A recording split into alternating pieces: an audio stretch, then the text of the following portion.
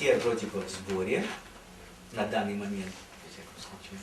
И можно начать нашу очередную встречу с профессором Хетчером, давним другом нашей страны, нашего города, нашей общины и вообще человечества. Вот. И продолжить эту серию встреч. Но я думаю, мы все-таки начнем с молитвы.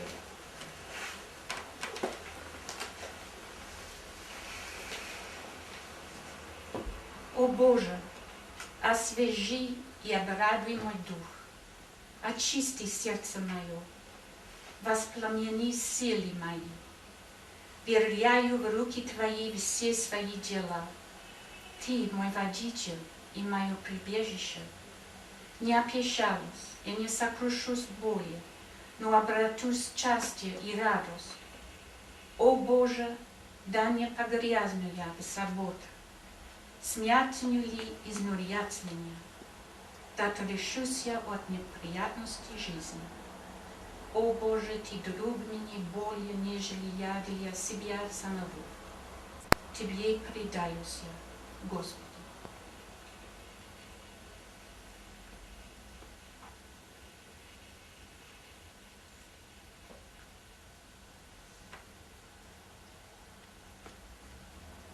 Скоро горсть наших дней, наша тающая жизнь прекратится. И мы с пустыми руками вступим в бездну, вырытую для тех, кто не говорит Твоя.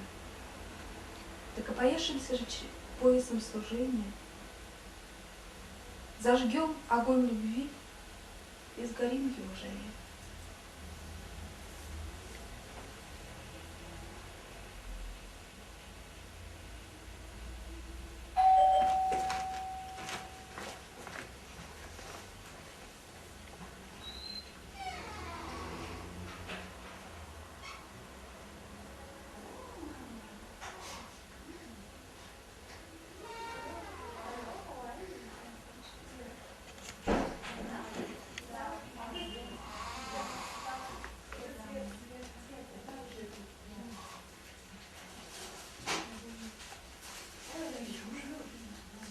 Does she have the books? Oh, okay.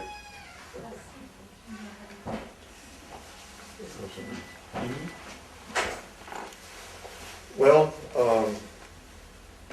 as some of you know, one of the themes that I have talked about quite frequently is the relationship between science and religion. Ну, как многие из вас знают, одна из наиболее частых тем, на которые я выступаю, это взаимоотношения между наукой и религией. However, as surprising as it may seem, I have some new thoughts about this. Как это ни удивительно, у меня появились некоторые новые мысли по этому поводу. I would say this is perhaps a newer perspective on the issue. И, пожалуй, это даже открывает некую новую перспективу в данном вопросе. The first thing that's important from the historical viewpoint is that the Baha'i faith is the only major prophetic religion which has come after the development of science, of modern science. Ну, первое, на чем бы я хотел заострить внимание, что вера Бахаи является единственной из основных религий Божественного Откровения, которая появилась сразу же после возникновения современной науки, науки в современном смысле слова. Well, this raises the question of when did modern science start? И тогда возникает вопрос, а когда же началась современная наука? There is not any but one answer to this question. Здесь не может быть какого-то одного ответа на вопрос. René Descartes is the beginning of modern science. There's no one, just only one. He is the beginning, Yeah. René Descartes. What was the previous phrase? There can only be one answer to Простите, that значит, только question. один ответ на вопрос, что Рене Декарт – основатель науки в современном смысле этого слова. From antiquity onward, there had been two main streams of science. Начиная с античных времен существовало два основных направления науки. There was the Greek tradition, which was oriented towards geometry. Была греческая традиция, ориентированная на геометрию. Geometry, of course, is the systematization of our intuition of spatial objects. Геометрия представляет собой систематизацию нашего субъективного, нашего интуитивного восприятия пространственных объектов. And the Greeks, for the Greeks, numbers were geometrical objects. They were lengths of line segments. А для греков числа представляли собой геометрические объекты. Они были как бы частичками, сегментами линий. And the Greeks never invented a number system. Греки не изобретали на самом деле систему чисел. They used alpha, beta, gamma when they wanted to count. Right? Они использовали алфавит, когда им требовалось считать. The other tradition is the Hindu-Arabic tradition of algebra. А другая традиция – это индуистско-арабская традиция алгебры. Algebra was the study of pure quantity. А алгебра представляла собой изучение чистого количества. And of course, this is numbers. А чистое количество предполагает числа. And we know that it is the Arabs who invented the number system that we now use. И мы знаем, что именно арабы изобрели систему чисел, которые сегодня у нас в ходу. And this number system, the Arabic number system, was so perfect that we have not had any need to improve it even for modern computers. И вот эта арабская система исчисления столь совершенна, что ее не надо было менять даже с появлением компьютеров.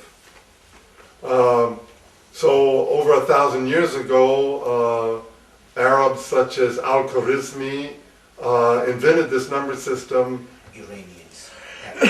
Okay, well, Muslims then. Okay, Muslims, okay. Yeah, yeah, it's fine. Say what you want, it doesn't matter. So Al-Khwarizmi. Right. But he was an Arab, no, Al-Khwarizmi. No. He was He's from Khwarezm in Central Asia. Okay, all right, good. Well, explain that fact. Ну, короче, со времен Средневековья арабоязычные мыслители математики, то на самом деле были иранцы, конечно, такие как Аль-Хорезми, происходившие из Хорезма, там, Бируни и прочие, они вот и развивали алгебру. Кстати, алгебра тоже арабский термин аль-джабр. That's right. And as I say, this system was so perfect that no improvement has ever been made in it. Right? А система эта столь совершенна, как уже говорилось, что не потребовалось ее улучшать. So it was a very curious historical fact that geometry and algebra developed in this way in parallel with each other. И вот любопытный исторический факт, что геометрия и алгебра развивались параллельно. And these two parallel streams came together in the mind of René Descartes. И вот эти два параллельных процесса слились воедино в сознании Рене Декарта. And he invented what is now called algebraic geometry. Он изобрел то, что теперь получило название алгебраической геометрии. This is the geometry you learned in school, where you have coordinates and you have algebraic equations for geometrical curves. И изучаем мы с вами в школах, когда там система координат, когда разного рода уравнения, которые тоже используются в геометрии. But this did not exist until Descartes invented it. Но всего этого не существовало, пока Декарт его не изобрел. And of course, this was this bringing together was a creative bringing together because it enriched both algebra and geometry. И, конечно же, вот такое соединение воедино было очень созидательным, творческим шагом, потому что можно было теперь в одночасье достичь сразу двух уровней знаний: геометрического и алгебраического.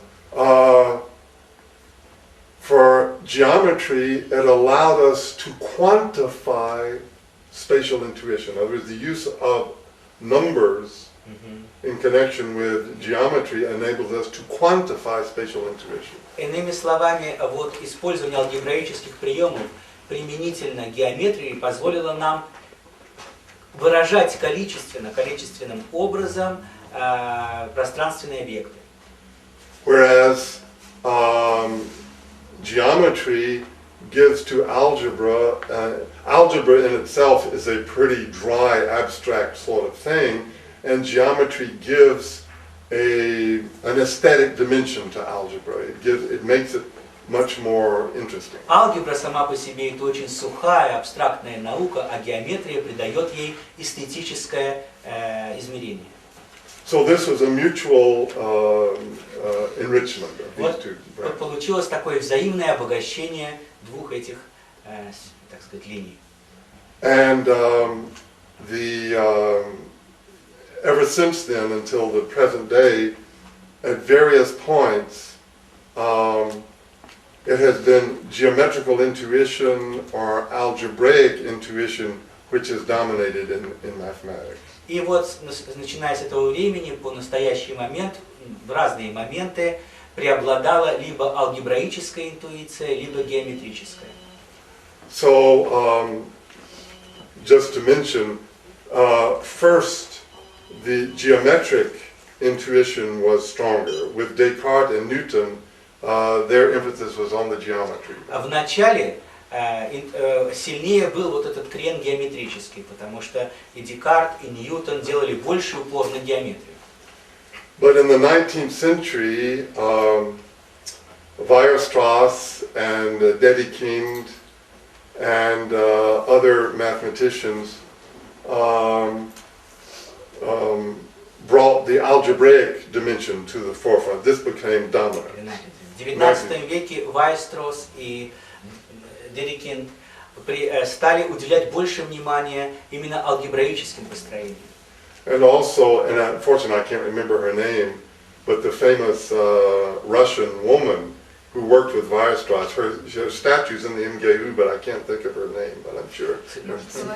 Ковалевская Софья. Yeah, Kovalevskaya. Ковалевская. Вот Ковалевская, чье имя мы все это коллективно вспомнили, и чьи бюсты находятся вот в институте. Sonia Kovalevskaya, right? Куда бил I'm sorry I forgot the name, I mean I've known this for years. Забыл это имя, которое я держал в памяти долгие годы. But that's right, and she contributed to this algebraization of mathematics. И она тоже внесла свой вклад в алгебраизацию математики. And you might say that this, the dominance of algebra continued up until the invention of computers. И можно сказать, что доминирование алгебры продолжалось, практически до изобретения компьютеров. But now with computer graphics, the geometrical aspect is now coming to the fore again. Но теперь с появлением компьютерной графики, опять-таки геометрический аспект выходит на первое, так сказать, место. We can learn much more about an algebraic equation by plotting its curve on the computer than we can by all these calculations. Можно больше узнать о природе алгебраических уравнений, когда мы это выводим в виде кривой на экран компьютера, чем путем разного рода алгебраических формул и вычислений. Well, this is just an observation which maybe has some interest. Это просто некая такая ремарка, которая может быть интересна. But within one generation after Descartes' Discours de la méthode, Newton wrote the Principia, which is, in the opinion of most people, the greatest single book of science that has ever been written. В течение жизни одного поколения и дискуссий вокруг математики Ньютон написал книгу «Принципия», как я так на слух воспринимаю, которая явилась выдающимся открытием во всей истории математики.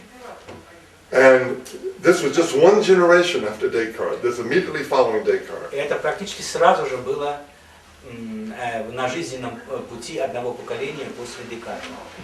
And Newton showed how all of the science that was then known could be deduced by pure logic from a certain number of fundamental principles. И Ньютон показал, как вся существовавшая наука могла быть выведена на основе чисто логических умозаключений из просто краеугольных принципов.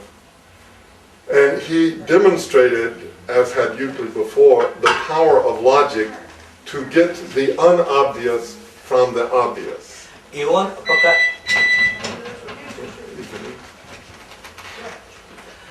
показал,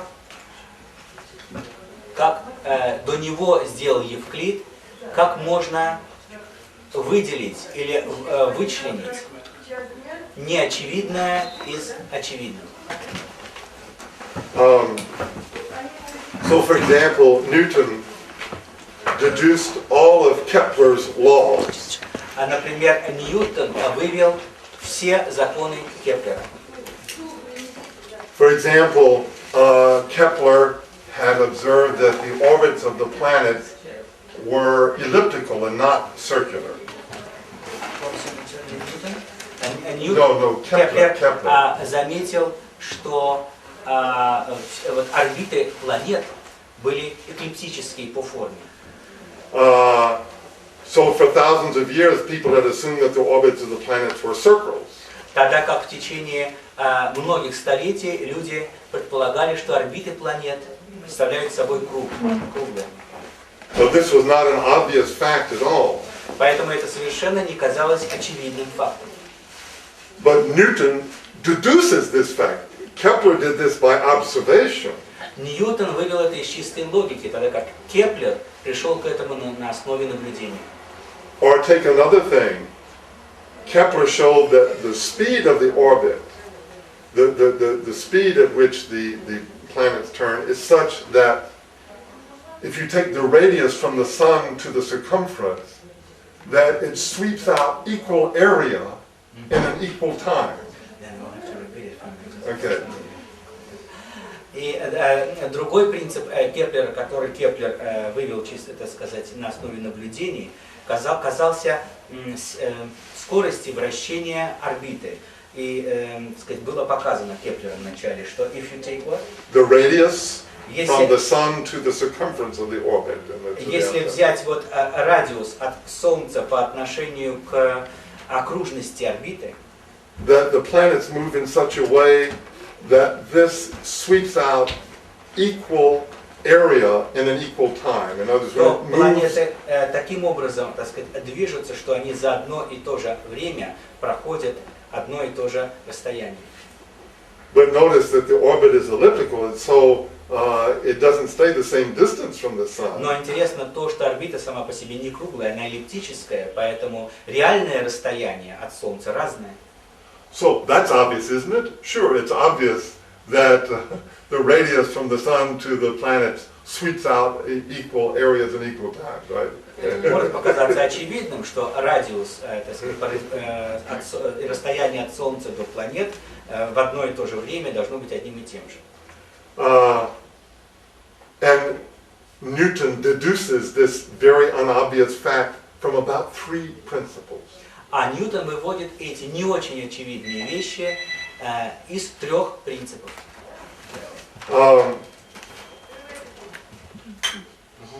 So, is there a problem? Нужно открыть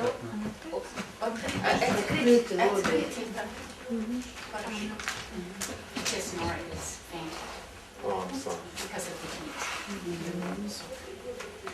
Да, нужно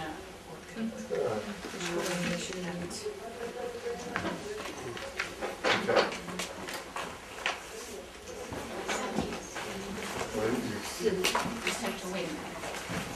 Just fine. Я знаю, как делать. Я делал уже. Вот. Вот. С Норой все в порядке? Yeah, sure.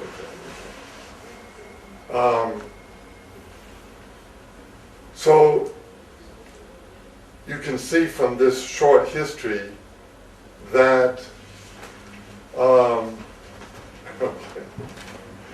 невозможно. You see that the Baha'i faith, which was born in the 19th century, is the only revealed religion which has come since modern science began. То есть еще раз мы хотим повторить, что вера Бахаи, зародившаяся в XIX веке, явилась единственной религией божественного откровения, которая появилась сразу после появления современной науки. So the Baha'i faith was really the first revelation that had to deal with the existence of this science. И поэтому вера Бахаи явилась первым откровением, которое нужно было решать вопросы науки.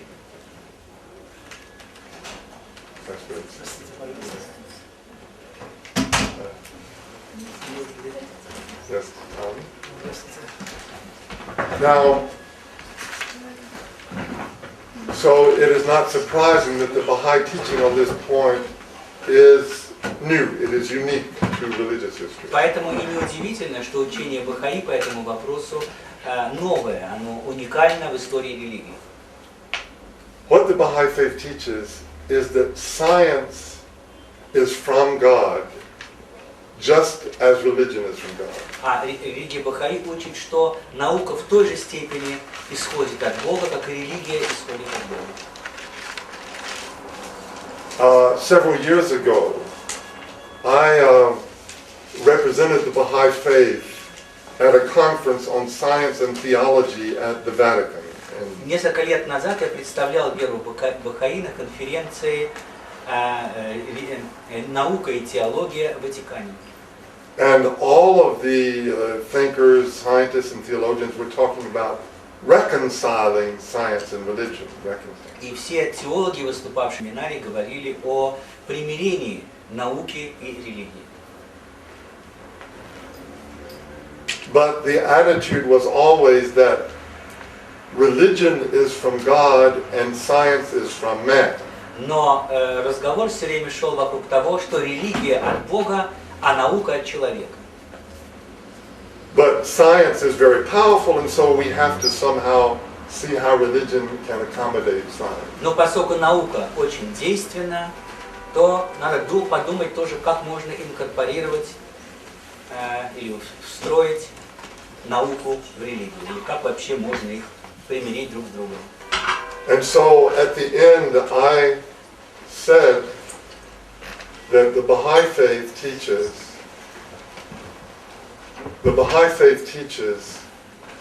that not only religion comes from God, but that science comes from God. Но вера Бахаи говорит не так. Она учит тому, что не только религия исходит от Бога, но и наука исходит от Бога. And I asked, did anybody else believe this? И я задал вопрос на этой конференции, верит ли кто-то в это? Nobody did. Никто не верил.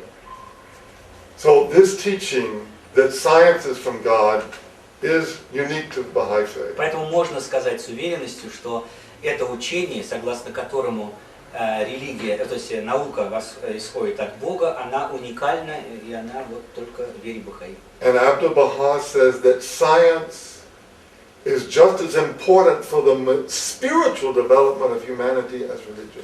И Абдул-Баха, правомочный толкователь писания религии Бахаи, говорит, что наука столь же значима для духовного, вот тут подчеркиваем, духовного развития человека, как и религия. So this idea that religion is for spiritual development and science for material development, that is not the Baha'i idea either. Поэтому вот такое размежевание, что религия существует для духовного развития, а наука для материального развития, это не составная часть учения Бахаи. Both religion and science are necessary for both spiritual and material development. И религия, и наука необходимы для развития и духовного, и материального.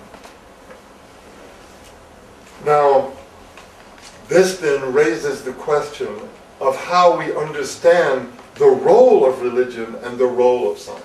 Но тогда возникает вопрос, как же понимаем мы роль науки и роль религии? If both of these are from God, then we have to understand the nature of these so that we can make proper use of them. Если обе они исходят от Бога, то надо правильно представлять себе природу их, чтобы можно было бы ими правильно пользоваться. And the way that other religions have looked at this is not going to be any help because the other religions were founded before modern science, and so they have never thought about this issue. Прежних религий на этот вопрос нам не помогут, потому что они все открыты были до появления науки, поэтому они просто, в современном смысле этого слова, поэтому они просто и не подходят к этому вопросу. Now, Descartes not only started modern science, he conceived of a grandiose project. Декарт не только явился зачинателем современной науки, но он еще задумал величайший проект. This project was to develop a complete description of reality Проект in заключался exact mathematical language. это выработать полное описание действительности абсолютно математическим путем. Now, if this project was realizable, this would mean that religion is not necessary. Если бы этот проект можно было бы осуществить, это бы означало, что религия не нужна. Because we would have an absolutely exact, precise description of all of reality. Потому что у нас было бы абсолютное и точное описание всеобъемлющее описание всей действительности. Now, when Descartes elaborated this project, most other philosophers were very skeptical. И когда Декарт, так сказать, обнародовал свое желание, свою задумку начать такой проект, то современные ему философы отнеслись к этому скептически. But after Newton published the Principia, in which he did get an exact description of all the science that was then known, people were absolutely awed, and they began to think maybe this project is possible. Но после того, как Ньютон опубликовал Принципию, которая включала в себя практически описание всех существовавших на тот момент научных знаний, люди бросились в другую крайность и стали думать, что, может быть, действительно такое возможно.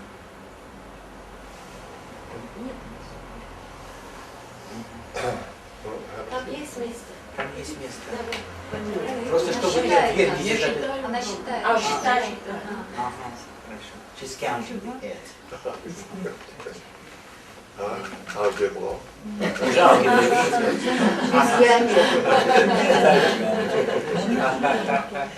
Открыть? Нет, наоборот, закрыть. Что-то дует. Сквозняк. Okay.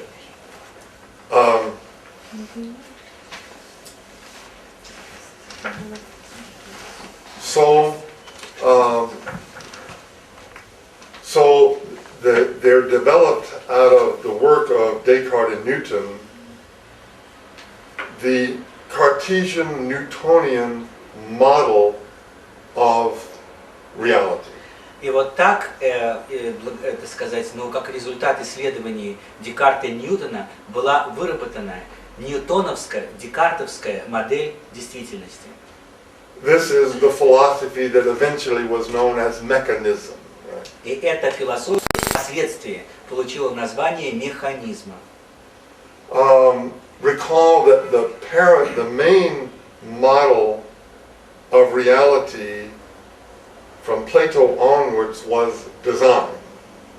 Everything is as it is because God has designed it this way. Вот наука, начиная от Платона и до Декарта, она строилась на представлении о том, что все установлено Богом определенным образом в виде некого образца. То есть все, вот Бог предопределил некий образец для всего.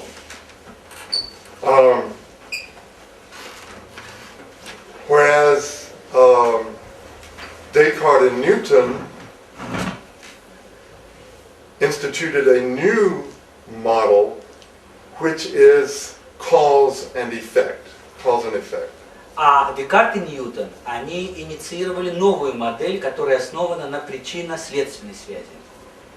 In other words, we can say that Plato was interested in what is, in fact, the structure of reality, what is the design of reality. А если Платона больше интересовала структура объективной действительности, ее внешний образ, Descartes and Newton were interested not only in the structure, but in the process by which the structure came into being. но Декарт и Ньютон больше интересовались не только структурой, но и процессами, с помощью которого эта структура устанавливалась. So Descartes and Newton were Platonists. They believed that this design or structure was in everything. Декарт и Ньютон были, тем не менее, платонистами, то есть они верили в то, что существовала некая структура, и эта структура соответствовала божественному плану. But what they added was this whole new dimension of process, of the process of cause and effect, which brings these things into being. Они добавили к этому идею процесса причинно-следственной связи, что привело к зарождению вот всего этой структуры. Now, this reminds one of the principles which Abdu'l-Baha has enunciated. Это заставляет нас вспомнить один из принципов, которые были озвучены Абдул-Баха. Abdu'l-Baha said that everything comes from the spiritual world, but it is realized in the material world by degrees and stages. Абдул-Баха говорит, все исходит из духовного мира, но реализуется в мире материального, так сказать, поступательно и соразмерно, то есть по мере. Such as the process of evolution which produced the human being. Так же, как процесс, например, эволюции, который произвел человека. So, Baha'is would say, as Plato would say, as Descartes and Newton would say, that the human being always existed in the mind of God. That the perfect human being, the form of the human always existed. Бахаи, так же как и Платон, и Декарт, и Ньютон, утверждают, что человек всегда существовал в сознании Бога, как некая идеальная картинка, как некий образ. But that this ideal human was only gradually realized through the process of evolution, which is a process of cause and effect. Но этот идеальный образ, он постепенно реализовывался через процесс эволюции, который в конечном счете сводился к причинно-следственной связи.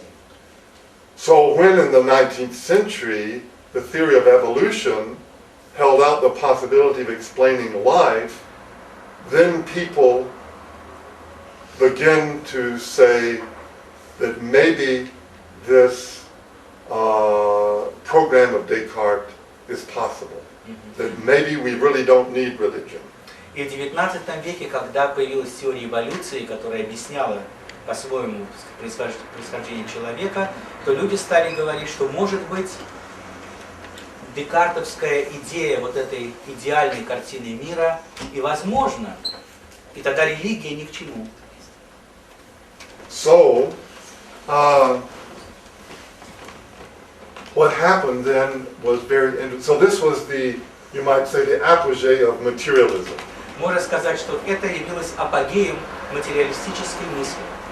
And of course, this was the same milieu in which Marx articulated his ideas, which were social materialistic ideas. И, конечно же, это явилось той же средой, в которой зародились идеи Маркса, которые представляли собой социально-материалистическую концепцию, обращенную к социуму. So the late 19th century, as I say, was the height of materialism. Можно сказать, что конец XIX века явился пиком материализма. Because of the stunning success of science. Благодаря ошеломляющему успеху молитвы. Науки.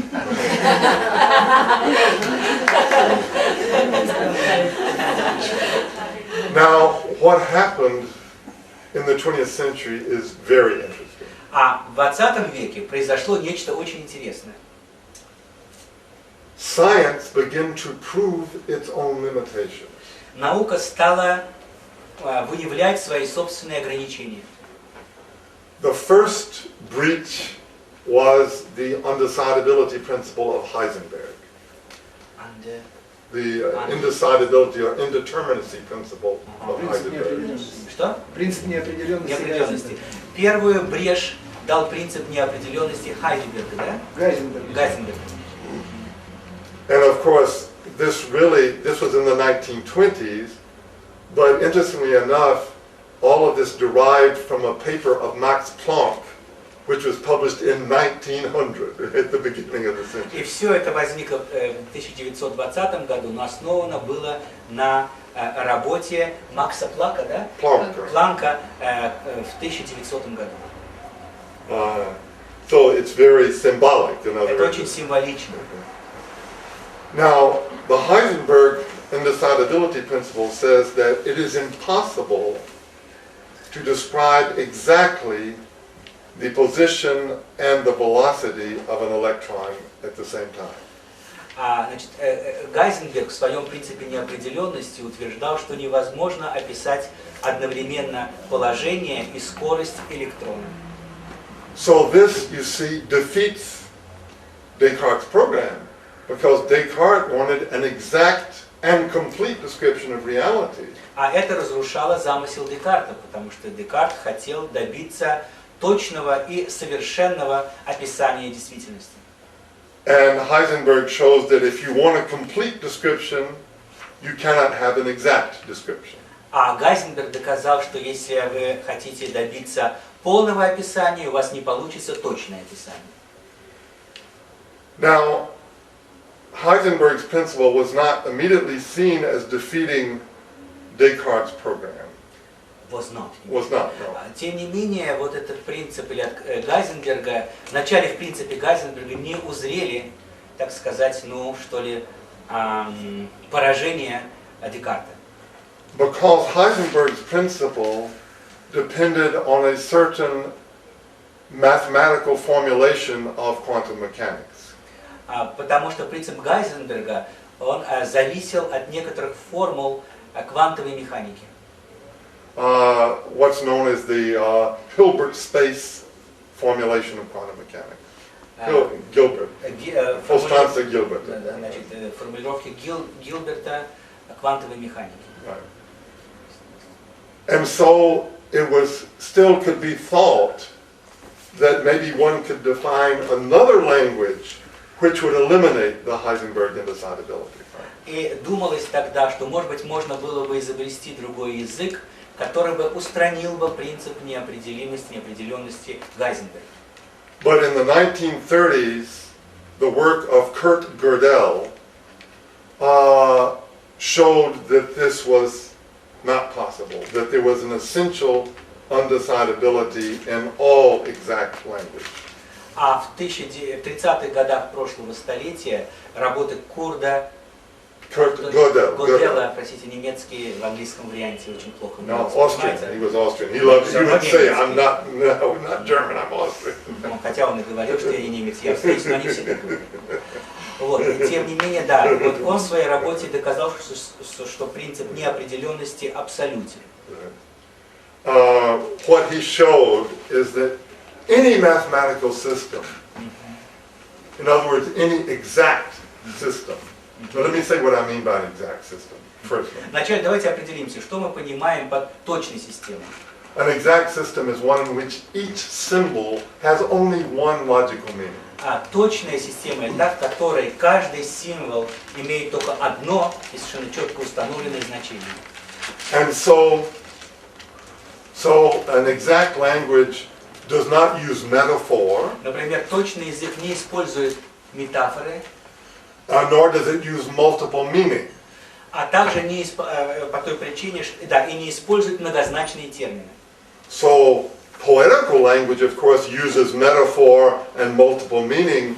Язык поэзии, конечно, использует метафоры и многозначные термины. So an exact language is one in which every symbol has only one meaning. Но в точном языке каждый символ сопряжен с одним единственным значением. Now, since text is linear, Поскольку текст текст письменный, да, имеет линейный характер, if every symbol has only one meaning, then the meaning of the text is the text itself. The symbol is its own meaning. и если бы в тексте каждый знак имел только одно значение, то значение бы текста было бы тождественно самому тексту. То есть текст являл бы из себя свое собственное значение. This is what we call a formal language. Это мы называем формальным языком. And this, of course, is the basis of computers. А компьютеры основаны на таком формальном языке.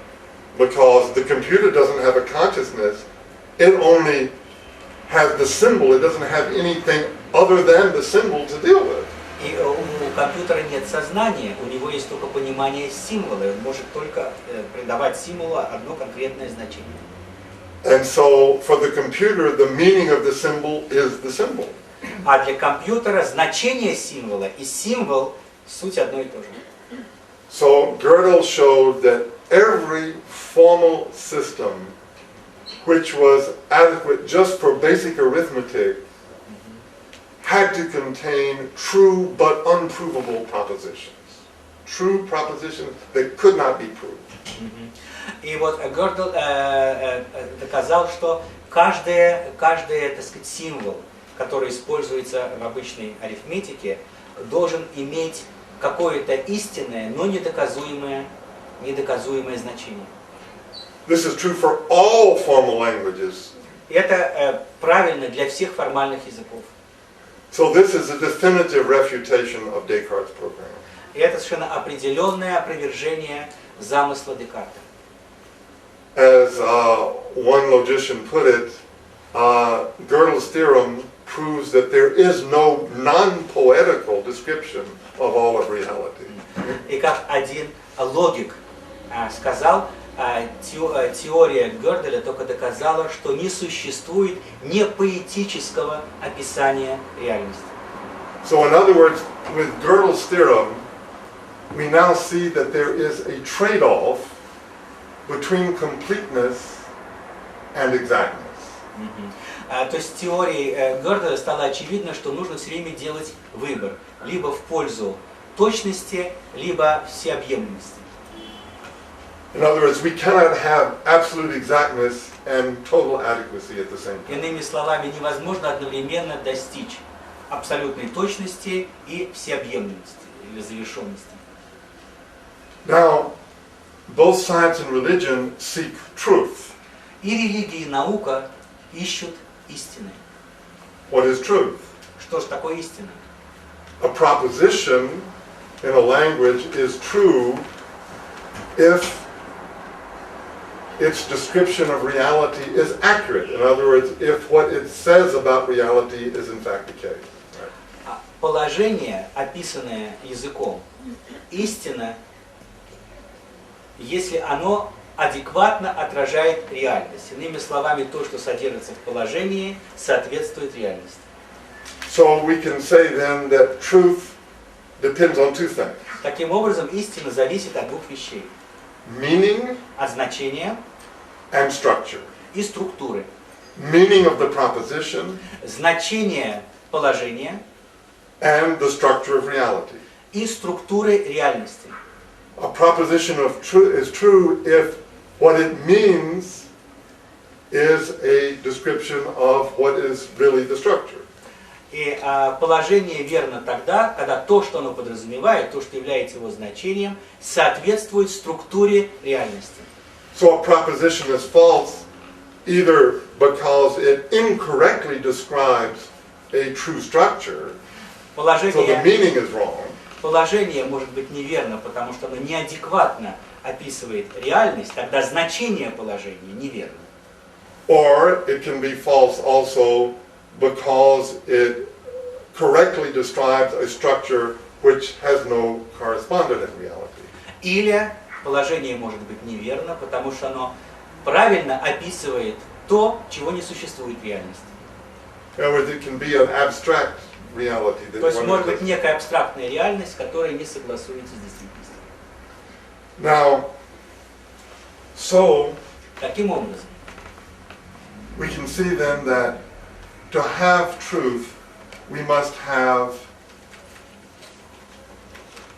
the truth is a function of meaning and structure. Таким образом, истина является функцией значения и структуры.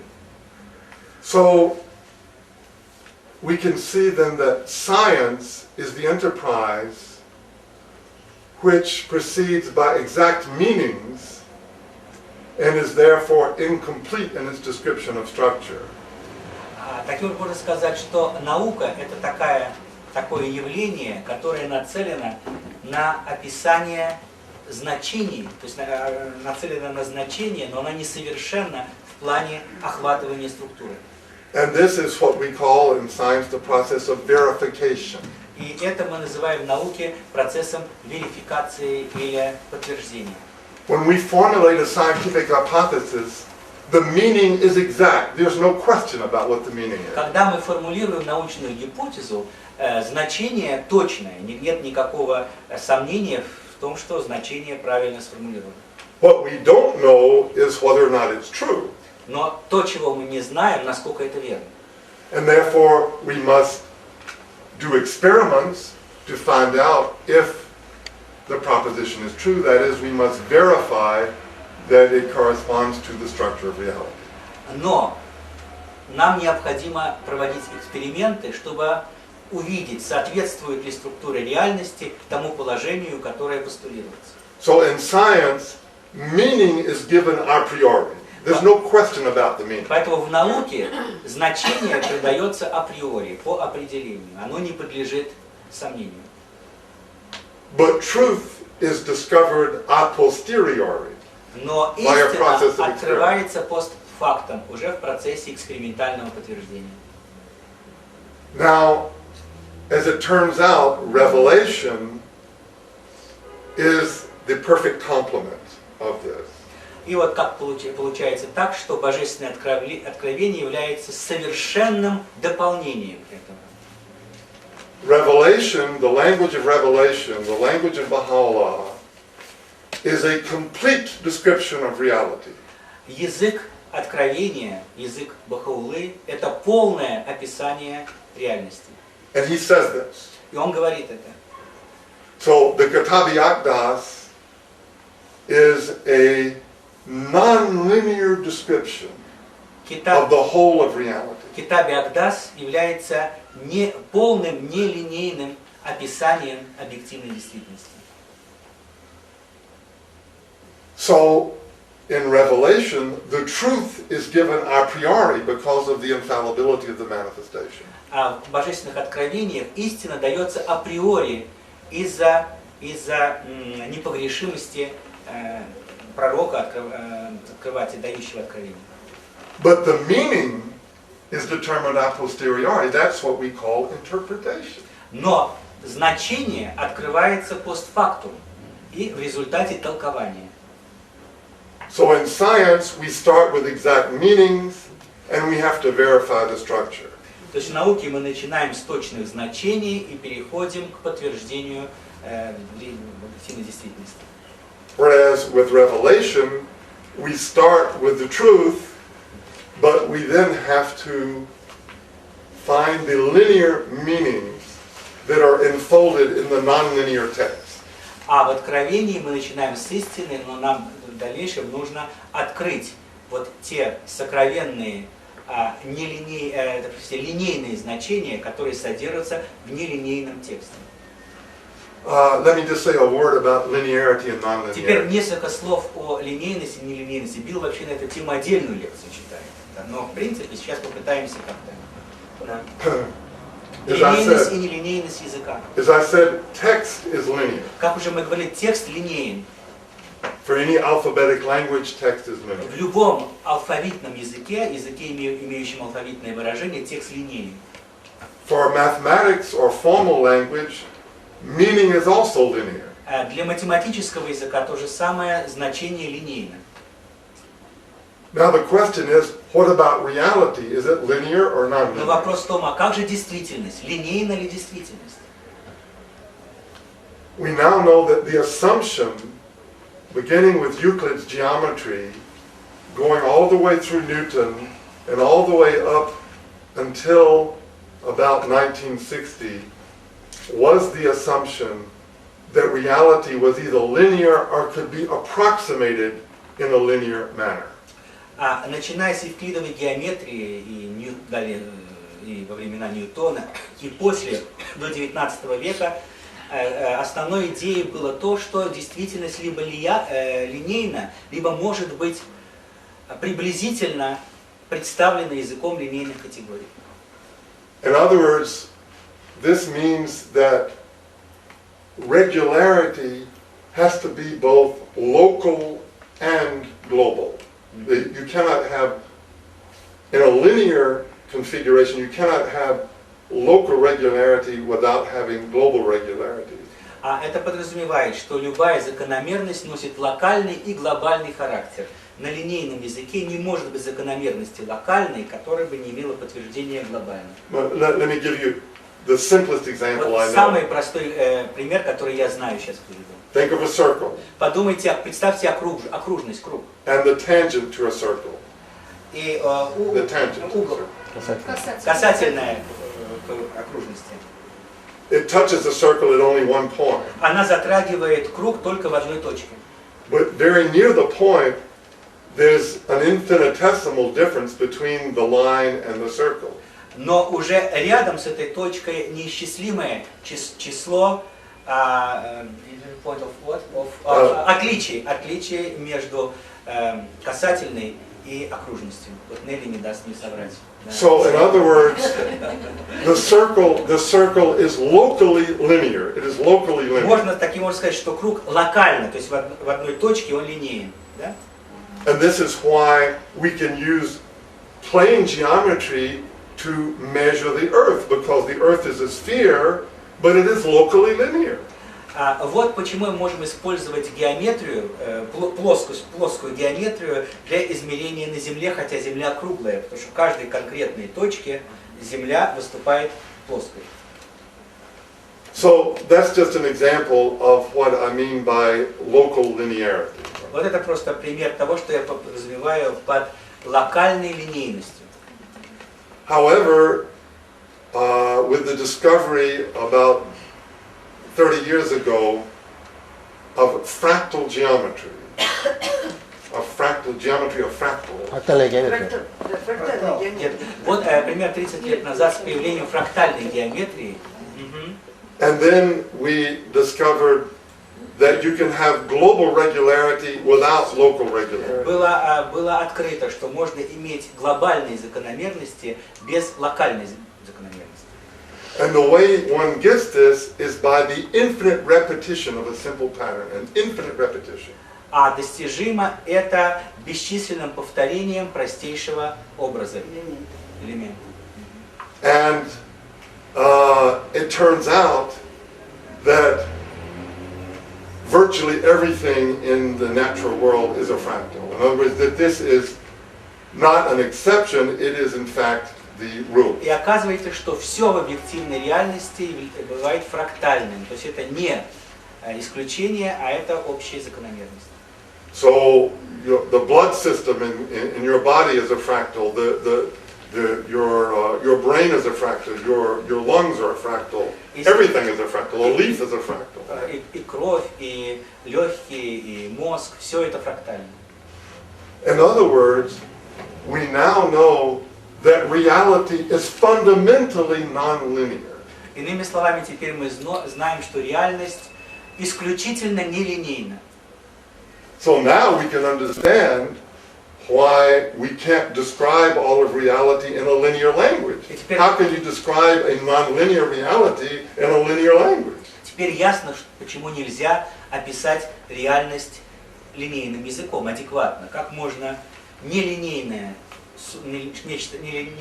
объект описать исключительно линейным языком. On the other hand, А с другой стороны, it is very, very important to have exact descriptions, even if it's only a part of reality. очень-очень важно иметь точное описание, даже если это точное описание только части реальности. So God has given us science and revelation. Поэтому Бог дал нам науку и откровение. Science gives us exact knowledge of a part of reality. Наука дает нам точное представление о части реальности. And revelation gives us a poetical, intuitive, metaphorical, non-linear understanding of the whole of reality. А религия дает нам интуитивное, поэтическое, метафорическое описание, одновременно понимание всей реальности. So, a religious text is linear, but the meanings are infinitely branching, because at each word you have a branch. You know, you can imagine a tree with all these branches going on. И язык религиозных текстов, он внешне линейный, но на самом деле каждая точка, каждое слово имеет множество ответвлений, и эти ответвления, значений являются бесчисленными. And so, the study of religion proceeds by starting with a portion of the text and by explicating this text by finding different linear meanings that are in this text. И изучение религии начинается с изучения отрывка текста и поиска или открывания разных значений, которые вложены, линейных значений, которые вложены в этот текст. Because we can only understand a linear meaning. We can't understand a non-linear meaning. We can appreciate its beauty, but we can't understand it. Понимать мы можем только линейное значение, мы не можем понимать нелинейное значение, мы можем быть очарованными языком нелинейным, но значение мы всегда схватываем на линейном уровне. So where do these linear interpretations of the religious text come from? From science. А откуда же исходят линейные объяснения религиозного текста? Они приходят от науки. So science provides us with a reservoir, a stock of linear meanings as potential interpretations of the religious text. Наука предоставляет нам целый резервуар, целый, так сказать, кладезь линейных значений как возможные толкования религиозного текста. And religion provides us with this whole view of all of reality, which guides us in our search for exact truth. И религия предоставляет нам полный набор взглядов и воззрений, которые руководят нами, ведут нас в поиске истины, окружающей действительности. So to sum up then, Теперь вот заключение. in science, exactness is given a priori, and truth is discovered a posteriori. В науке точность дается априори, то есть предварительно, а истина открывается постфактум. And this is the process of verification. В процессе верификации или удостоверения. In Revelation, truth is given a priori because of the infallibility of the manifestation, but meaning is discovered a posteriori through the process of reflection, prayerful reflection, and explication. А в религии истина дается изначально, априори, но поскольку пророки, которые приходят с этой истиной, непогрешимы, но открывается эта истина и, так сказать, толкуется уже в процессе истолкования постфактум. So this is a perfect complementarity. Поэтому можно сказать, что религия и наука составляют совершенную взаимодополняемость. То есть они основаны на совершенном взаимодополнении. And we can see why we need both of them for the spiritual advancement, because without science we will not be able to understand what the revelation И мы means. видим, почему нам нужно для духовного развития и то, и другое, и религия, и наука, потому что без науки мы просто не поймем религию. Вот и все. Если есть какие-то вопросы? Ага, пожалуйста. Уважаемый профессор, вот какую роль играет закон свободы воли? Ага. What is the role played by the law of the freedom of will?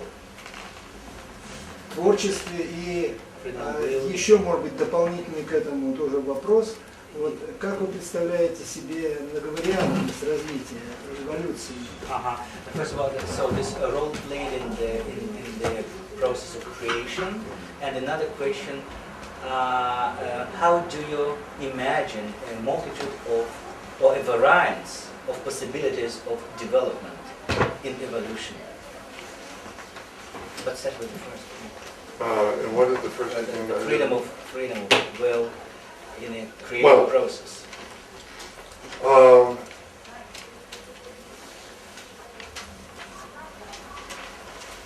One has to understand that the will of the human being is an objectively existing active principle.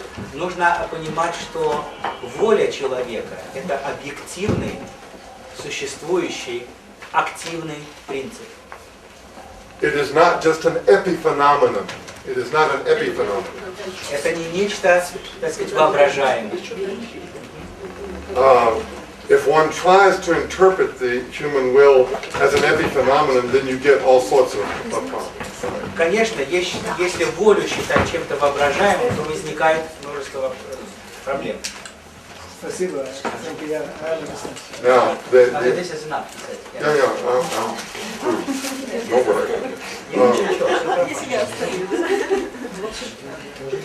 As far as evolution goes, we can Теперь see, по поводу эволюции, да, поливариантность, многовариантность, да? Все помнят вопрос, да? What? Все увлечены. what science has shown is that every natural configuration is a solution of either a maximal problem or a minimal problem. Как наука доказала, каждая существующая конфигурация представляет собой разрешение проблемы максимума или проблемы минимума. So this is the necessity that is involved in any natural process. И вот это та необходимая составляющая в любой процесс, естественный процесс развития. A simple example is Простой пример. why are raindrops spherical? Why Почему, например, капли дождя сферичные по форме, круглые, да?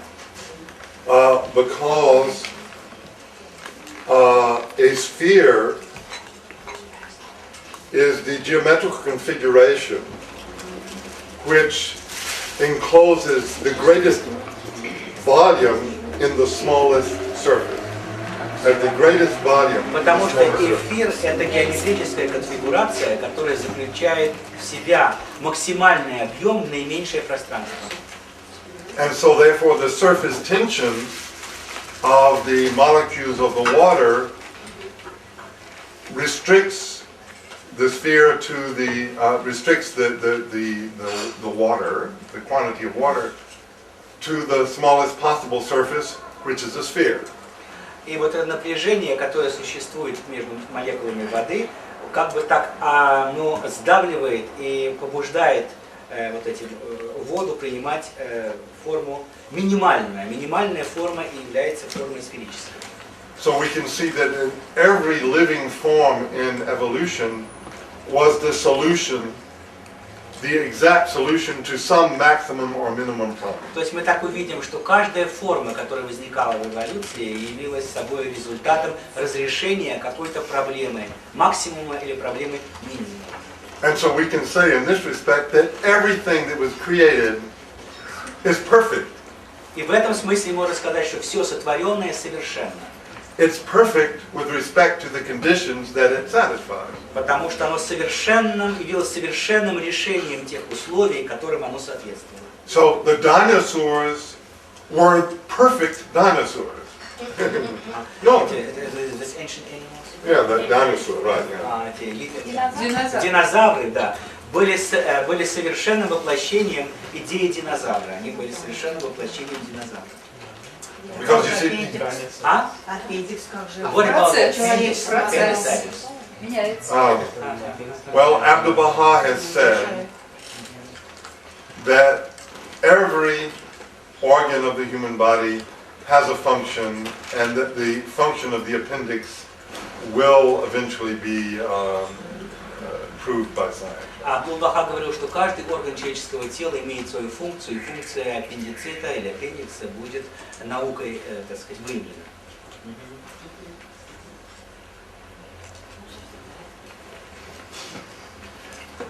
Если можно, я хотел бы 2 комментария. Пожалуйста.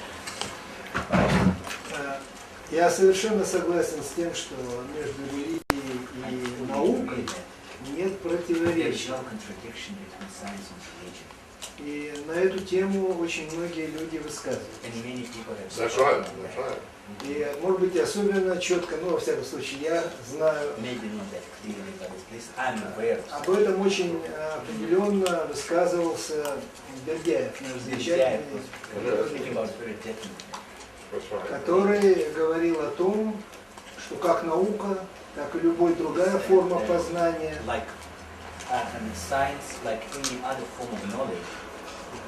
это творчество. И в этом смысле это Божий промысел.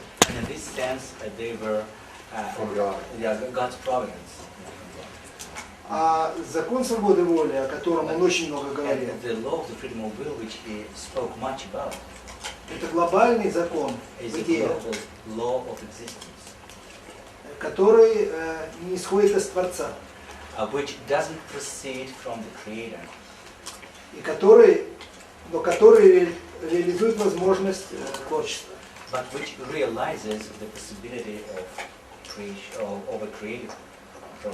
Это рассуждение Бердяева в его очень известной работе,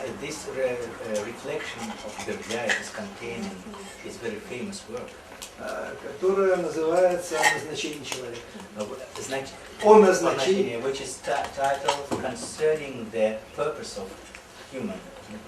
Вот ваше представление, ваше, так сказать, суждение об этом, вы знаете эти работы? Well, I have very great respect for Berdiaev. У меня вообще очень большое уважение к Бердяеву.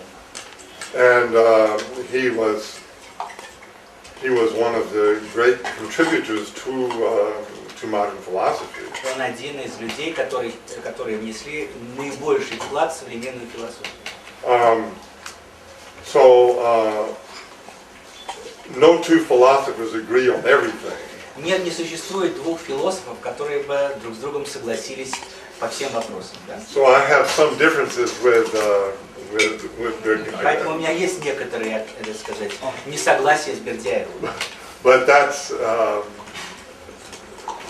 not important. Но они не важны, кроме не важны в контексте нашей дискуссии. Because I'm always open to the possibility that I might be wrong and he might be right. Я всегда допускаю возможность своей ошибки и того, что он прав.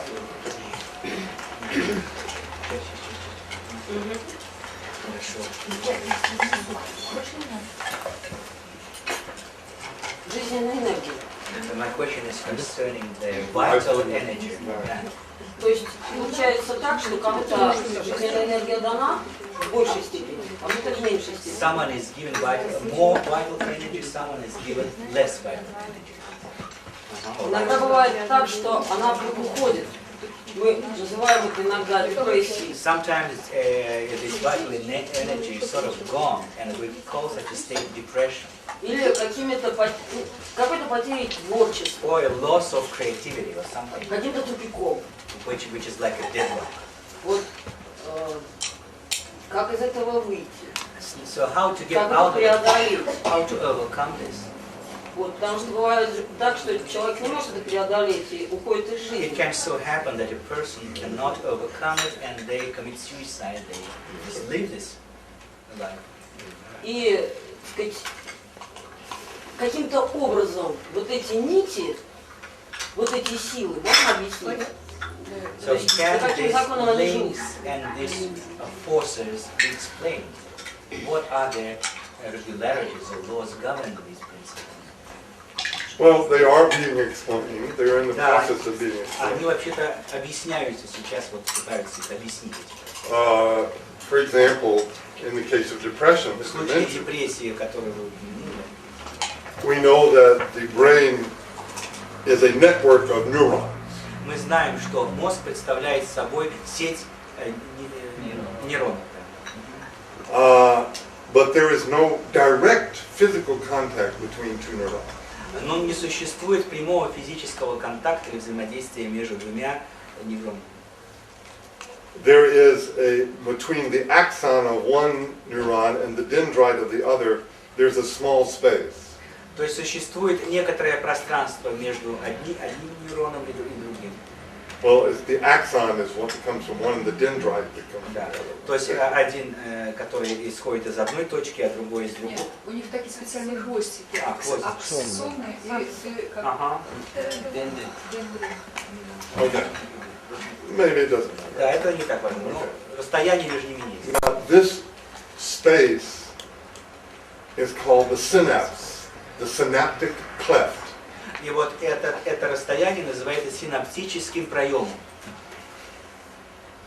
And the actual electrical connection across the synapse is made by the secretion of certain hormones called neurotransmitters. И вот электрический контакт, который преодолевает этот проем, он осуществляется By the creation of electrical potential by the secretion of certain hormones.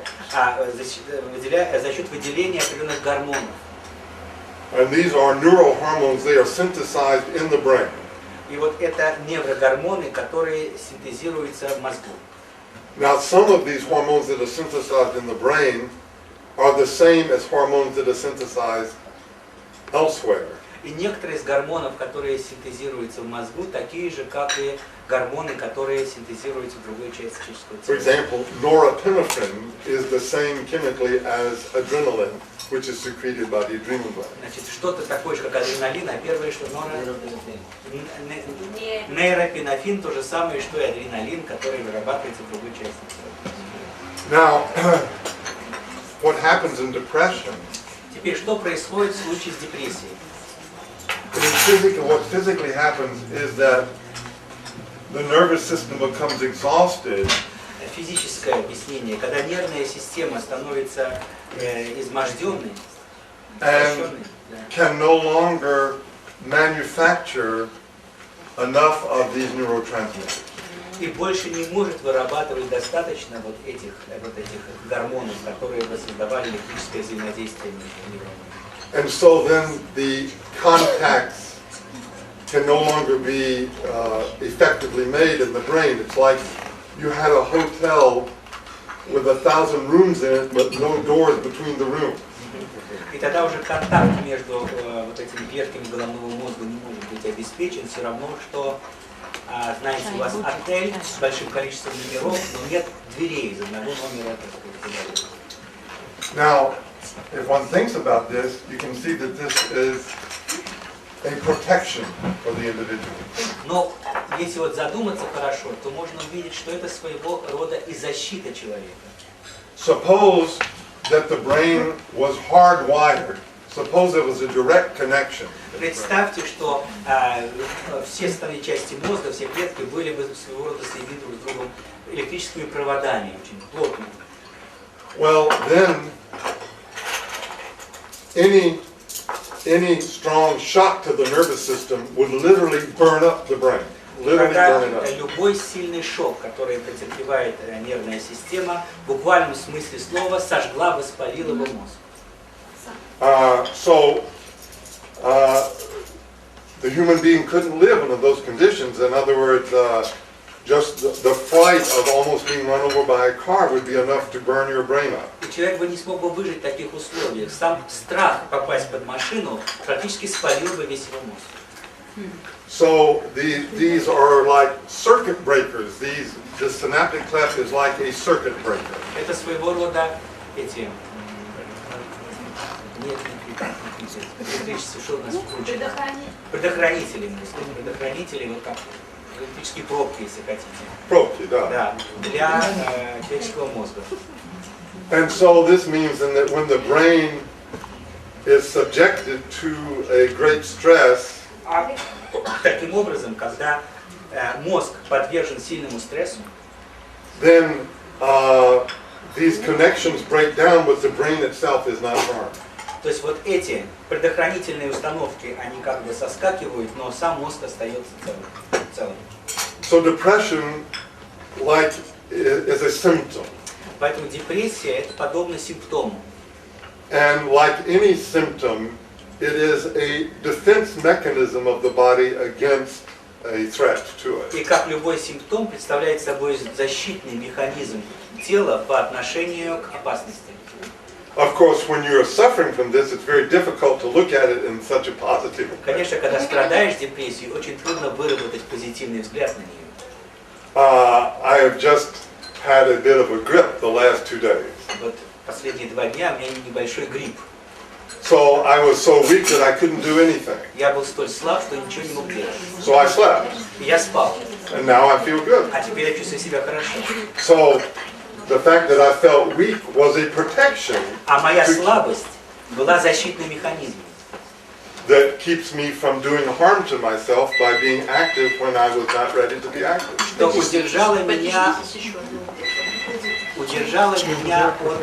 от вреда самому себе, от какой-то деятельности, которая могла бы нанести вред, да? So, of course, dealing with depression, is a question of what we say in psychology of learning to metabolize anxiety or stress. Вот умение справляться с депрессией, это то, что мы называем в науке такой средство метаболизации или переваривания стресса. In other words, the stress that brings on depression is stress that we have not learned how to metabolize. А стресс, который приводит к депрессии, это такой стресс, который мы не научились переваривать, метаболизировать. То есть это что-то сильное. Something very strong, right? It can be either something sudden and strong, or something chronic, something that is constantly there. Что-то либо сильное, внезапно возникшее, либо что-то хроническое. That's right, and it can be one or the other, and that's of course, so we understand a person who has a depression after his wife dies or something like this. Поэтому мы можем понять человека, у которого депрессия после того, как он потерял жену или что-то подобное. But we also see a person who appears to be doing fine and all of a sudden he becomes depressed. Но можно видеть депрессию человека, у которого внешним образом все в порядке, и у него надвигается депрессия. But what you can be sure is that there's a process underneath it is going on of chronic stress that he has not learned to deal with, and this finally exhausts his nervous system. А что на самом подоплеке всему этого? Это хронический стресс, с которым он не научился справляться, и который его в каком-то моменте подсекает.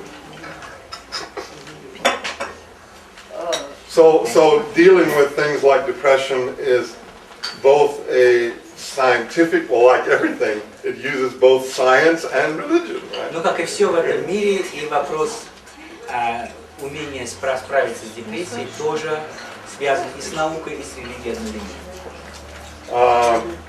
Prayer and meditation, Молитва и медитация, and self-knowledge самопознание help to metabolize the stress. помогают как-то метаболизировать стресс. And our understanding of the mechanism of depression enables us to develop medicines which can prevent depression. А с научной точки зрения наше понимание механизмов депрессии помогает нам выработать медицинские средства, которые помогают с этим справляться. Или ипотерапия. Что? Новое течение, лечение депрессии, ипотерапия. Это лечение лошадьми. Ага, только я вот первую часть не помню. Ипотерапия.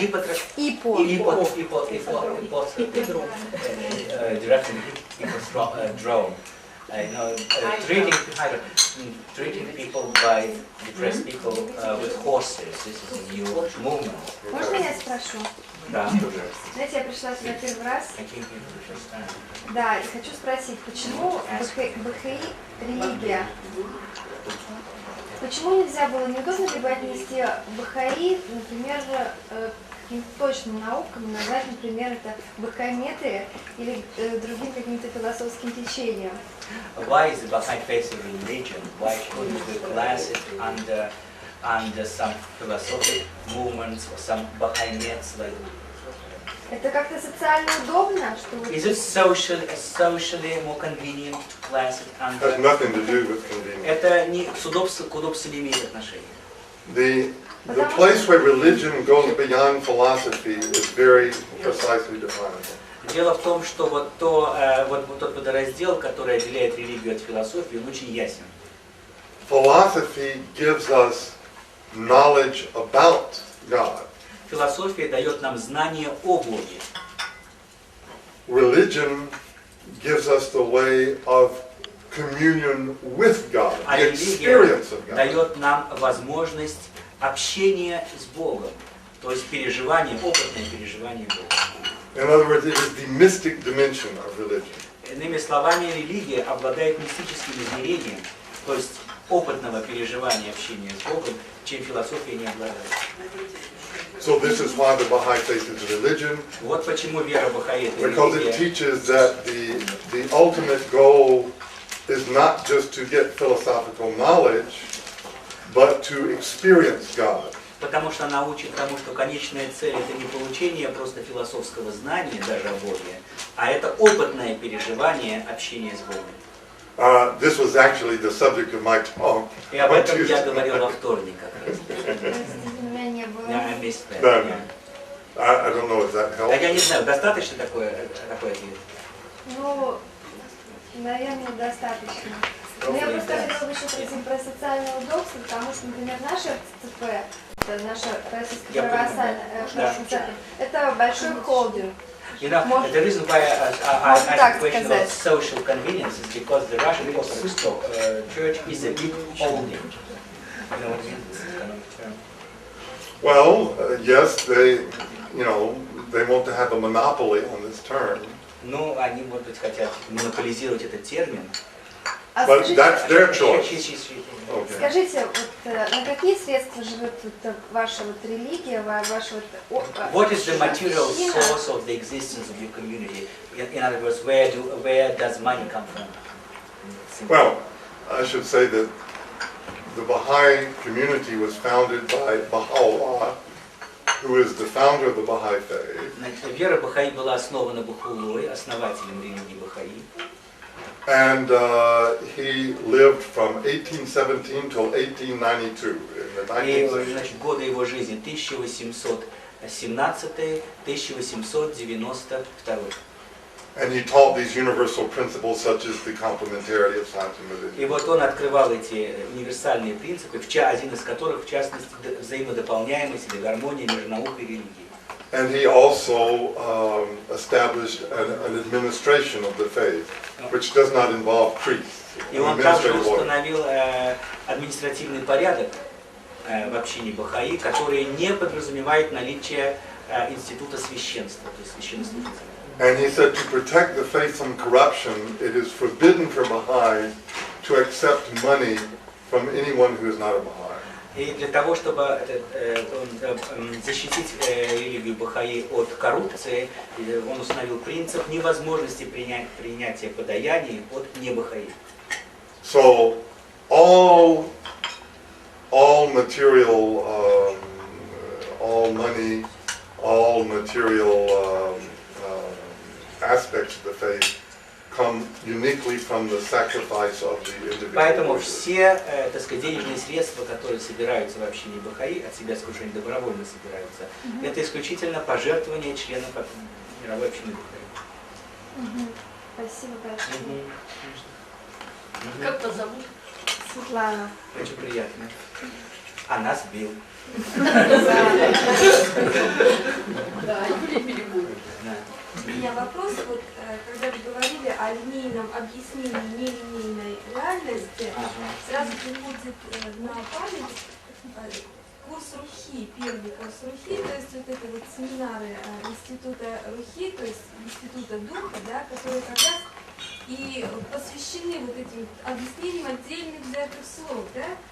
Можете ли прокомментировать? understand that when we're talking About the about Greek linear interpretations of the Right. non-linear interpretations of the linear reality, it brings to one's mind the Ruby courses, especially Ruby 1, which is devoted to explaining those subtleties, those things. Right. Can you comment on that? Okay. Здравствуйте. Это вот книга наша, да? Вот, кстати, извините, пожалуйста. Вот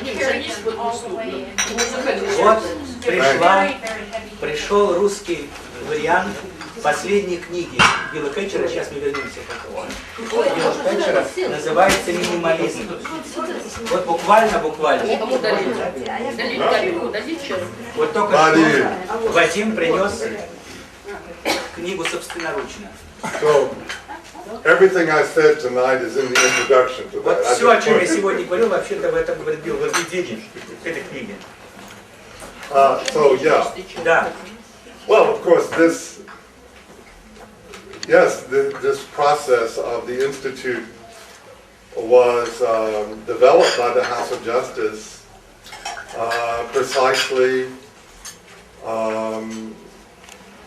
to make use of this power of the faith the writings of the faith to describe reality in a nonlinear way, and that we have to study it, as Abdu'l-Baha said, word by word, in order to get the various linear meanings that are there. И вот эти курсы Рухи, они явились результатом желания Всемирного дома справедливости выработать такую программу изучения, описания действительности, то есть наше писание Бахаи, которые сами по себе являются описанием действительности нелинейным языком, а курсы предназначены для того, чтобы отыскивать линейные значения в этих нелинейных описаниях. So yeah, that's right, and of course, in the fact that we study in a group also, this is a nonlinear process. И то, что мы изучаем это в группах, это тоже нелинейный процесс. Yeah, that's right, and as I said, Abdu'l-Baha said that, I think for too long, the Baha'is have read the writings only as poetry. Слишком долго Бахаи читали Писание только как поэзию. They are poetry, of course. И, конечно, Писание содержит очень большую поэзию. So we read them and we feel good. Мы читаем эти Писания, и мы чувствуем воодушевление. But then just like eating a good meal, you're hungry the next day. Но, как всегда бывает, вкушаешь вкусную пищу, а на завтра голоден опять. So, in order to get real nourishment, lasting nourishment, one has to understand the logical meanings that are in the Поэтому, Bible. чтобы питание было бы долговременным, необходимо понимать и логику, логическую подоплеку того, что содержится в Писании. Years ago, my wife and I used to give seminars on the spiritual education of children. В прошлые годы я и моя жена проводили семинары по духовному образованию детей. Насколько года назад. And we would, whenever we would give this seminar, the Baha'i parents would say, it's a shame, there's just nothing in the writings about how to raise children. И всякий раз, когда мы проводили семинары, родители Бахаи жаловались, что жалко, что в Писаниях ничего не говорится о том, как воспитывать детей. So then we would read the writings and they'd say, well, I never understood that it meant that, И тогда мы читали Писание, и люди говорили, а мы никогда и не думали, что это как раз это и подразумевало. So yeah, I mean, the Rui is the beginning of a process of getting practical knowledge from these writings that we can apply to our И lives. правильно вы говорите, Руки, как раз это процесс осмысления или обретения практического знания, которое приложимо к нашей реальной жизни. Продолжение вопроса. Достаточно долгое время, в течение десятилетий, этот курс был только для бахаи, да? Ну, то есть не привлекались, не приглашались как-то. Не было такой практики, что For a приглашали. decade, yeah, the Ruki was only for Baha'is. Нет. Я все. In Canada, Канаде. and in Canada, and the House of Justice has said that the courses should be for anybody. В Канаде вообще он был для всех, и Вселенная справедливости говорил, что для всех, кто пожелает. Нет, я имею в виду в начале, когда ты поток Да.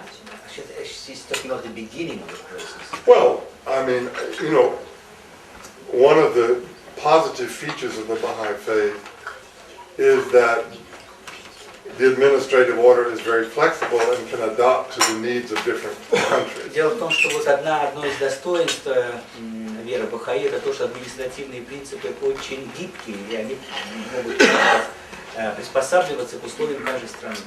So if the administration did that here in Russia, then that's fine. Если здешняя администрация решила, что так, ну хорошо, пусть так. But it was not necessarily done that Но way in это other не places. обязательно так же делалось в Канаде, в других местах.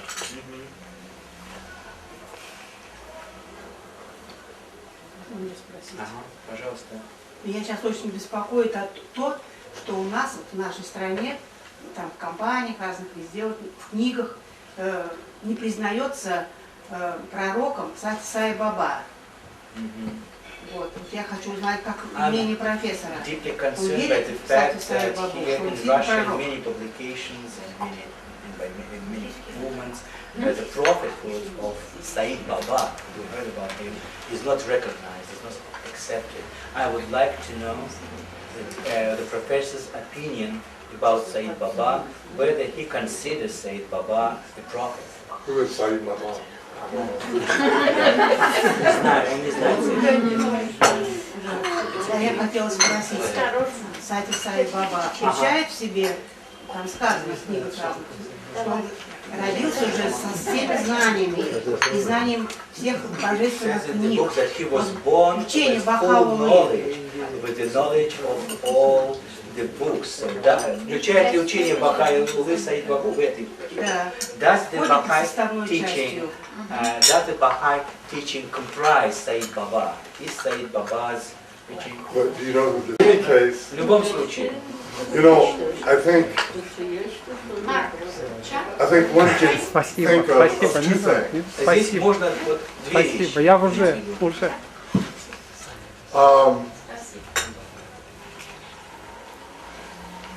Only the manifestation is infallible. Только явитель Божьей воли непогрешим. But other humans are capable of various degrees of inspiration. А другие же люди в состоянии получать разную степень озарения и вдохновения. And Shoghi Finney says that if God wants to inspire knowledge in the heart of somebody, he can do it, anybody. Шоги Пинди говорит, если Бог хочет вселить знание в сердце кого-то, Он, конечно, это делает и может это делать.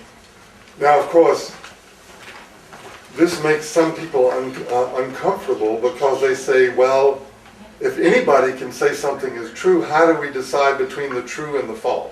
Но некоторым бывает не по себе от таких высказываний, потому что они говорят, если каждый может изрекать истину, тогда как мы можем отличить истинное от ложного? Well, I think Descartes already gave the best answer to Я this. думаю, что Декарт лучше всего ответил на это. Something is true if it cannot be falsified.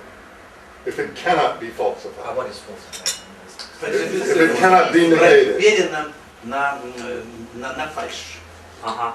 Нечто истинное, если оно не может быть опровергнуто. То есть Нет. проверено. Фальсифицированный. So, in other words, Надо объяснить слово. let's put it this way. Truth is the only thing that has no fear of being criticized. Иными словами, истина это единственное то, что не страшится критики. You know, if I have a diamond and a piece of glass that looks like a diamond, Если у меня, допустим, алмаз и кусочек стекла, бриллиант из кусочек стекла, который выглядит как бриллиант, but I don't know the difference. I don't know which is which. но я не знаю, какой из них настоящий, какой нет. Well, it is the glass that's going to be worried if I take a hammer and hit it. The diamond isn't. Страшиться должен кусочек стекла, если я возьму в руки молоток и ударю по нему, потому что алмазу я не нанесу вреда. So, truth is the one thing that has no fear of being examined critically. Поэтому истина — это то, что не страшится проверки на истинность. И критической, причем, проверки на истинность. So, one can examine anybody's teachings or ideas and decide if they can be falsified or not falsified. И поэтому каждый может сам исследовать любые идеи и проверить, можно ли их опровергнуть, или выдерживают ли они испытания на истинность или нет. This is the truth that the Baha'i faith expresses as the individual pursuit of truth. И в вере Бахаи это называется принципом самостоятельного поиска истины.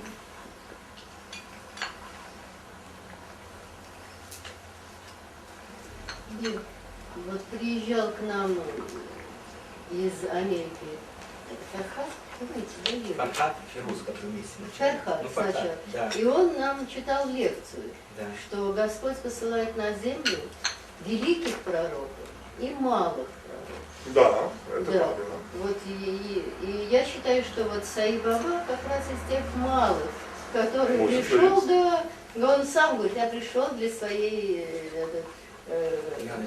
не даже для всей Индии, а вот для того маленького места, откуда он и произошел. То есть он из малых пророков. But Мне the кажется, point это is that мое the Mala prophet, the minor prophets, have what I called earlier inspiration rather than revelation. Но дело в том, что малые пророки, у них есть озарение, но не откровение. And Abdu'l-Baha even said that the ordinary believer today, like you and me, has the same station as the minor prophets of Israel. И даже Абдул-Баха говорит, что обычные люди, сегодня живущие, как вы и я, они в том же статусе, что и малые пророки Древнего Израиля. The ordinary believers, not everybody. Да, простите, не обычные люди, а обычные верующие. Тут существенно подчеркнуть. Истинные верующие. Или как ordinary. Да. Вот слышали вы, может быть, в Америке тоже видели этот фильм? У нас с 1 по 19 числа идет во всех телевизорах города, да? Фильм, это самый «Свободный вход Иисус». Что это за фильм? Свободный вход, два разных фильма, да? Да. Нет. Иисус свободный, не этот фильм Иисус.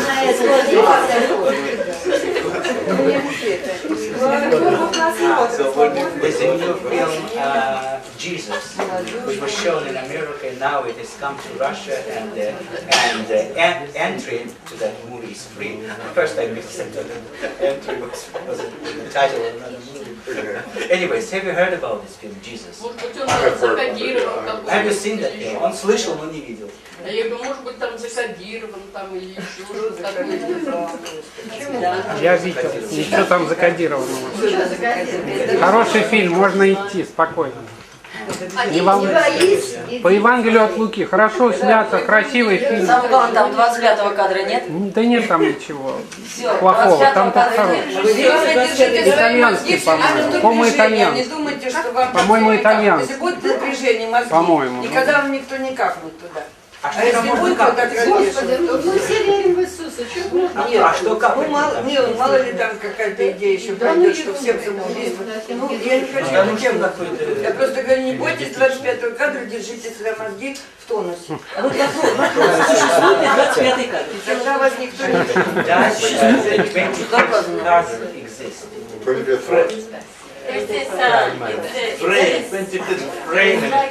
exists. Это надо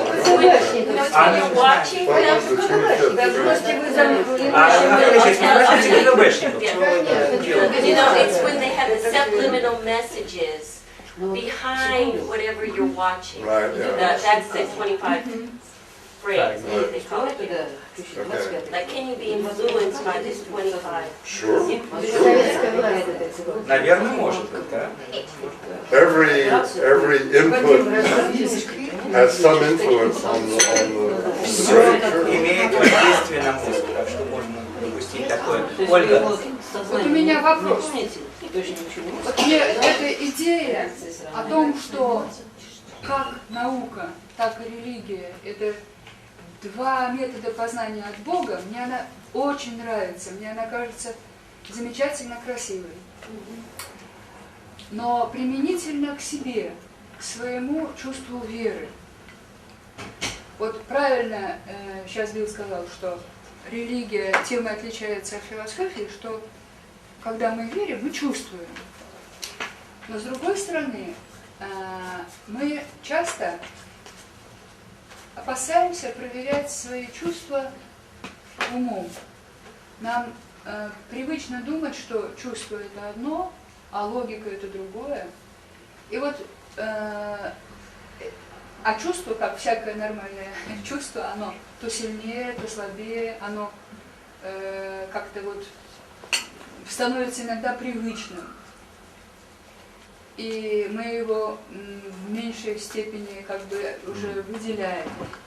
Так вот, мне интересно, как Билл думает о том, как для личного, собственного процесса верующего человека, как вот он свою веру своими мозгами должен поддерживать, или вот как это?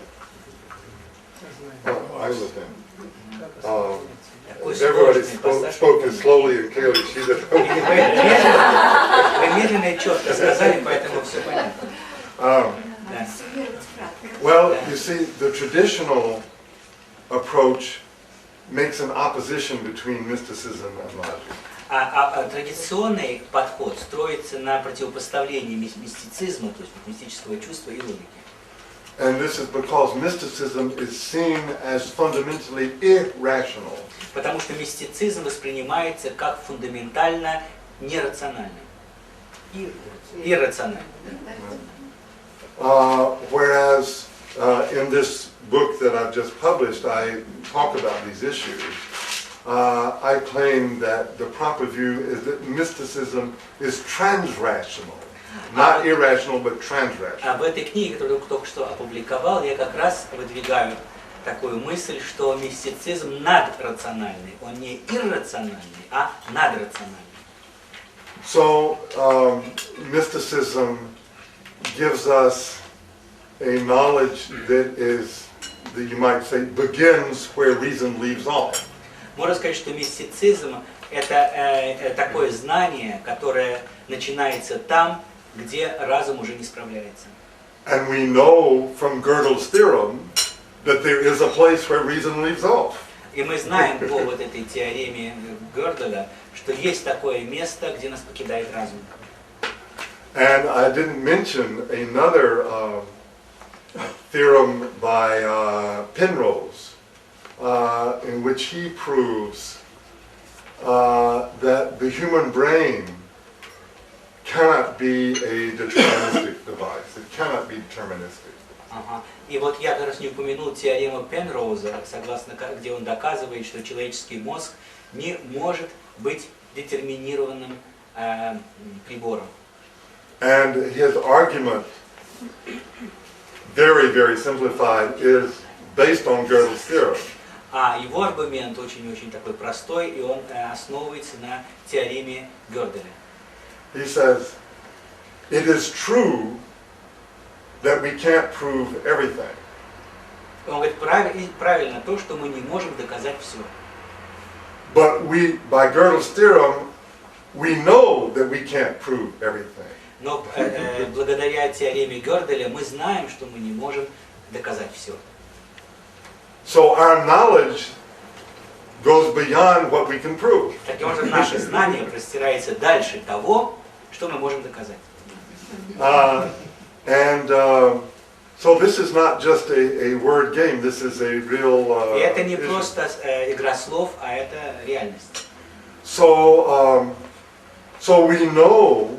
I mean, this is the whole path, this is the whole way from Descartes to the present day, is this whole enterprise of trying to see whether or not, of first presuming that reason has no limits, and finally, by the exercise of reason, one comes to prove that reason has limits. Вот весь путь от Декарта к современной науке является собой вот такое восхождение от мысли о том, что у разума нет пределов, к пониманию того, что у разума есть пределы. So, but mysticism then can go beyond reason, but it cannot contradict reason. А мистицизм может выходить за пределы разума, но он не может противоречить разуму. Abdu'l-Baha has said this. He says anything in religion which contradicts science and reason is nothing but superstition. Абдул-Баха четко говорит, что все в религии, что противоречит рассудку и науке, не более чем суеверие. But as I said in my talk on Tuesday, the whole purpose of logic is to enable one to experience the feeling of mystic union with God. И, как я уже говорил на прошлой нашей встрече, что вся цель логики состоит в том, чтобы дать возможность человеку пережить общение с Богом на мистическом уровне. У меня небольшой вопрос, а может быть и, кстати, комментарий. Логика, как мне кажется, является довольно низким уровнем познания. It seems to me that logic is a relatively low level of knowledge. И может быть сейчас мы как никогда начинаем это осознавать. And today we're starting to become aware of it as never before. Потому что есть ассоциативное образное мышление, когда вы берете фрагмент бытия гораздо более целым. Thinking where you take a fragment of existence, of reality as a whole. Это в выдающихся стихах, когда в четверостишии And this can be expressed in verses, in poetical verses, в картинах, and in pictures. Well, I hope you will read this book. Надеюсь, что вы прочитаете эту книгу. You see, the problem with the way reason has been used in philosophy is that it has been reductionism. It has been reductionistic. Reason? Reason, right. Проблема в том, что вот разум, или логика, как угодно, трактовалась в науке с редукционистской точки зрения. So this is why all of the logicians and the rationalists have tried to say that everything could be understood by logic. И вот логики утверждали, что все может быть объяснено или понято логикой. And this is clearly false. А это очевидно неверно. But minimalism is the method минимализм это метод, which uses logic, который использует логику, but in a non-reductionistic way. но уже в нередукционистском смысле. And it is amazing how much one can get from logic. И тогда становится изумительным, когда понимаешь, как много можешь получить от логики. А что такое редукционизм? What is reductionist method? Reductionism is trying to take a part of something to be the whole. You're trying to force everything into a part. Это когда пытаются по чему-то частное представить как общее, как целое.